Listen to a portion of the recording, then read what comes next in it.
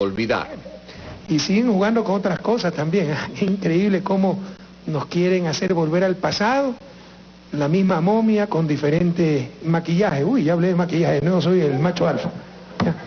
La misma momia maquillada, o sea, el neoliberalismo desenterrado y envolturas bonitas para hacernos volver al pasado.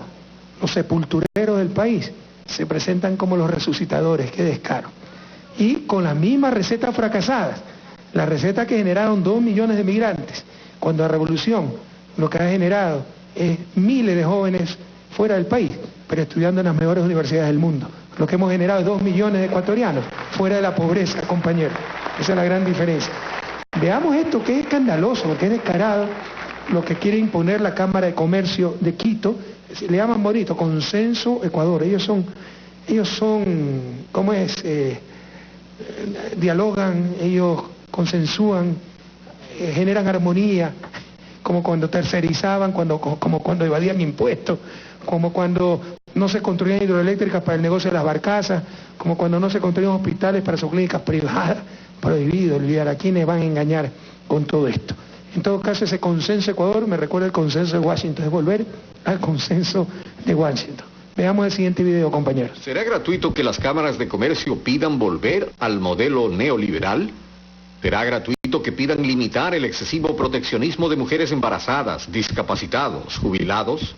No, no es gratuito, porque ya lo hicieron antes con los gobiernos de la partidocracia. Por ejemplo, cuando Mauricio Pozo fue ministro de Finanzas de Lucio Gutiérrez y que ahora forma parte de quienes plantean las 11 propuestas de la Cámara de Comercio de Quito, se puso en práctica gran parte de lo que hoy lo vuelven a pedir. En la carta de intención firmada a las pocas semanas de haber asumido el mandato, Gutiérrez junto a Mauricio Pozo como principal artífice, se comprometieron a congelar las pensiones de los jubilados del Seguro Social y a suspender los créditos en favor de los afiliados. Punto 7 de la carta de intención. No habrá más incrementos en las pensiones jubilares. No se concederán nuevos préstamos a sus afiliados. Reducir el número de servidores públicos y la masa salarial. Punto 11.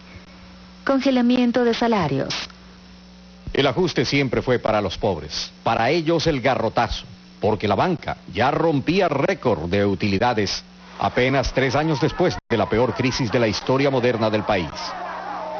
Ante los problemas, el garrotazo y los paquetazos para el pueblo. Y por eso, siguiendo los acuerdos con el Fondo Monetario, vinieron los incrementos en las gasolinas, la luz, los teléfonos, los pasajes, cuando las tarifas las fijaba el gobierno, pues hoy lo hace cada municipio.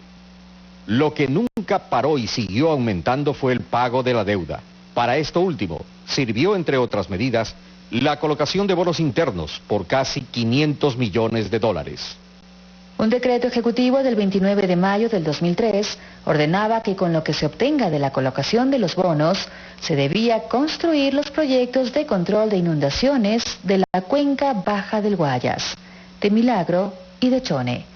Proyectos que nunca se hicieron, porque ese dinero fue para el pago de la deuda y nadie sabe para qué más. Quizá para Miss Universo, porque el gobierno de Lucio Gutiérrez dio 15 millones de dólares a Donald Trump para su concurso.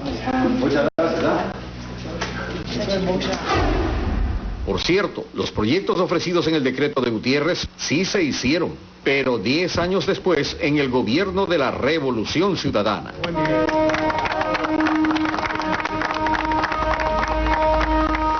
Es así como con la partidocracia las cámaras de comercio sí se imponían.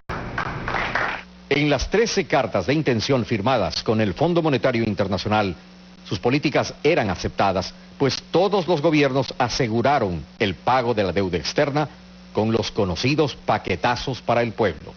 Y esto es lo que quieren imponer hoy nuevamente, una receta que desesperadamente buscan aplicar. El garrotazo fue siempre para los más pobres, algo nunca visto con la Revolución Ciudadana. Prohibido olvidar.